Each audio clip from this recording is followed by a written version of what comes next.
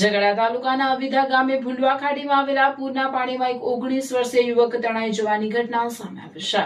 પ્રાપ્ત માહિતી અનુસાર ગતરોજ પડેલા ભારે વરસાદને કારણે ભૂંડવા ખાડીમાં પાણીનો પ્રવાહ બેકાબુ બન્યો હતો।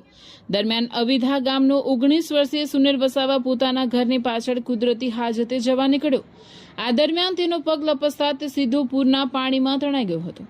ઘટનાની જાણ થતાં સ્થાનિક લોકો દ્વારા શોધખોળ શરૂ કરવામાં આવી। બાદમાં ઝઘડા પોલીસ અને ઝઘડા ફાયર બ્રિગેડની ટીમને તાત્કાલિક ઘટના સ્થળે પહોંચી અને યુવકની શોધખોળ માટે સર્ચ ઓપરેશન હાથ ધર્યું છે। સમાચાર લખાય છે ત્યાં સુધી યુવકનો કોઈ પત્તો લાગ્યો ન હોવાનું જાણવા મળ્યું છે।